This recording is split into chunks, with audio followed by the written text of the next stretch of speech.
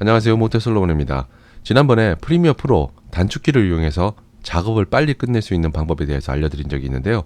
오늘은 그 두 번째 시간으로 프리미어 프로 꿀팁, 작업을 빨리 끝낼 수 있는 꿀팁 두 번째 시간을 가져보도록 하겠습니다. 그럼 첫 번째 꿀팁 바로 들어가 보겠습니다. 유튜브 채널 운영 중이신 분들이라면 카메라를 이용해서 브이로그 촬영을 하거나 아니면 제품 촬영을 하게 됩니다. 그런데 카메라 종류가 너무 많죠. 예를 들어서 카메라를 가지고 바깥에서 촬영을 한다면 주변 소음이 많이 심합니다. 보통 마이크를 연결을 해서 본인 입 가까이에다가 대고 말을 하죠. 하지만 마이크 단자가 없는 그런 카메라도 많습니다.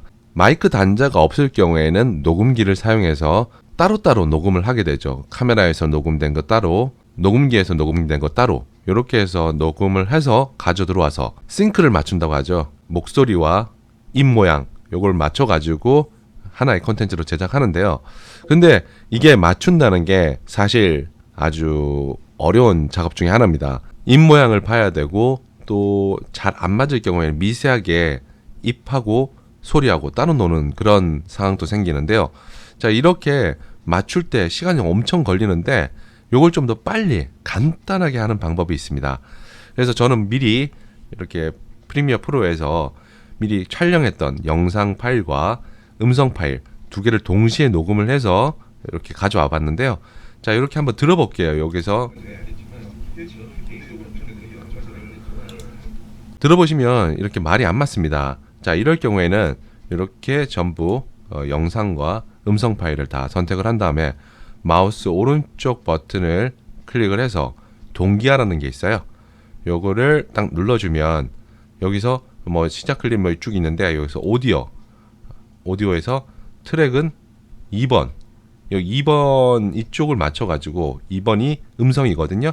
맞춰가지고 이렇게 진행을 해라 라는 건데 이렇게 해주면 맞춰가지고 이렇게 딱 진행이 됩니다. 한번 들어볼까요? 요즘 키보드 많이 쓰시죠? 그중에서도 기계식 키보드 정말 많이 쓰실 겁니다. 저도 기계식 키보드를 쓰는데 자, 이렇게 들어보면 하나도 어긋남 없이 이렇게 잘 맞아 떨어지는 것을 알 수 있습니다. 저는 지금 사물을 갖다가 촬영을 했는데 자신의 모습, 브이로그 촬영을 할 때 자신의 모습을 촬영할 경우에 입 모양하고 음성이 따로따로 노는 그런 것을 이제 방지를 하고 정확하게 나의 음성과 입이 동시에 맞아 떨어지는 그런 동기화, 싱크를 맞추는 기능이 바로 이 동기화입니다. 요거 기억해 두시고요. 다음은 글씨를 쓸 때 꿀팁 한 가지 알려드리겠습니다.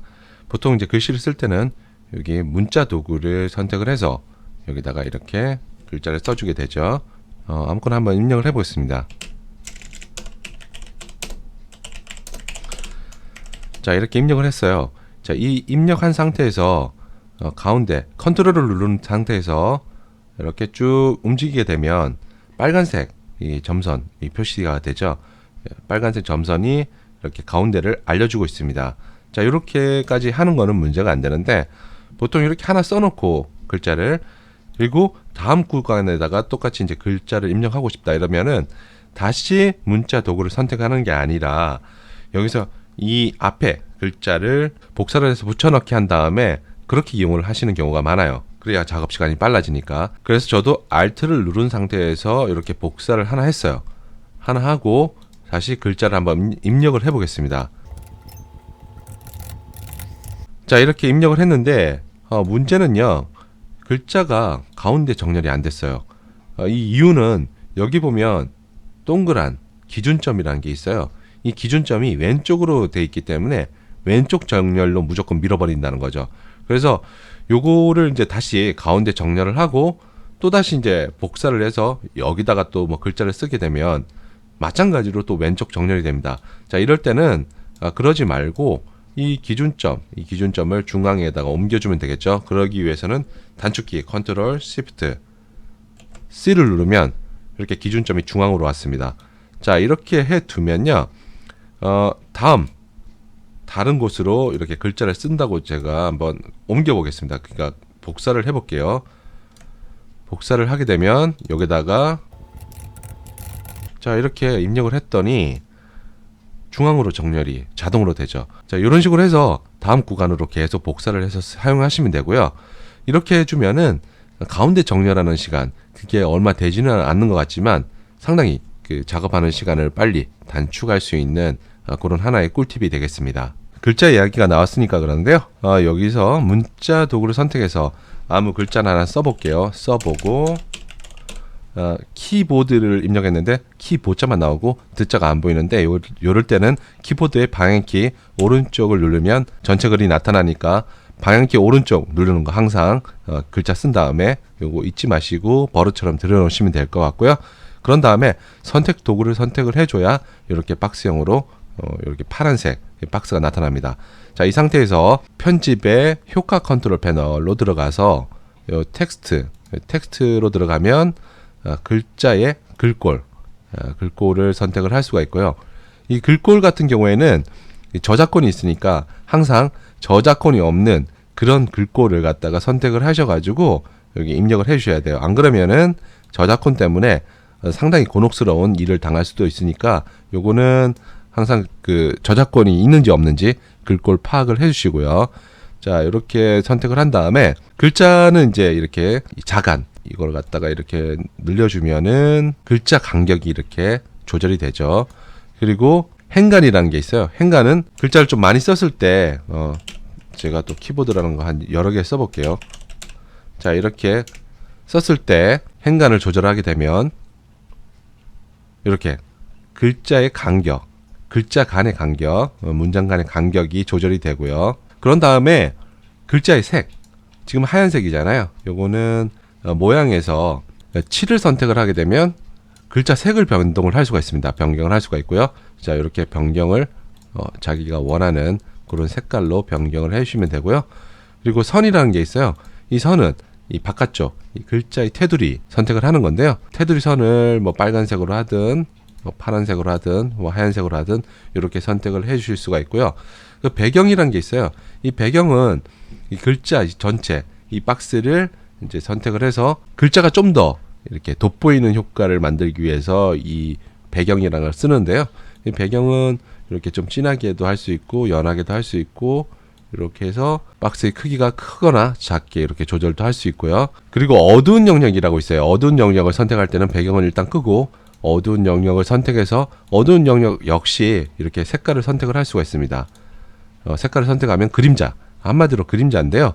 자, 이 그림자를 요 메뉴에 있는 거 투명도를 조절을 해주면 좀 진하게 그림자가 표시가 되거나 연하게 표시가 되거나 이렇게 하고요.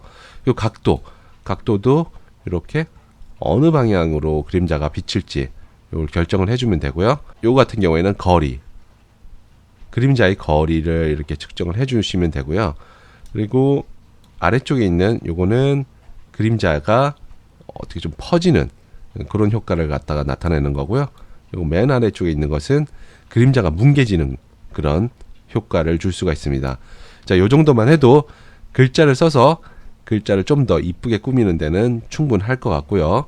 다음은 유튜브 영상을 촬영한 다음에 이렇게 보면 이 수평이 안 맞은 경우가 있어요. 이 수평이 안 맞을 경우에는 이걸 바로 맞추려고 하시는데요.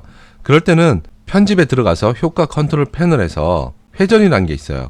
이 회전을 이렇게 해서 조절을 해 주시거든요. 자, 이렇게 조절을 하면 그러니까 눈대중으로 그냥 수평이 맞겠다 싶은 정도는 이렇게 확인이 가능하지만 정확하게 수평이 맞는지 안 맞는지 잘 모르잖아요. 그래서 이럴 때는 여기 보면 이 설정이라는 게 있어요. 이 공구 모양의 설정 아이콘이 있는데 이걸 클릭하면 눈금자 표시라는 게 있어요. 이걸 표시를 해주면 이렇게 눈금자가 나타나요.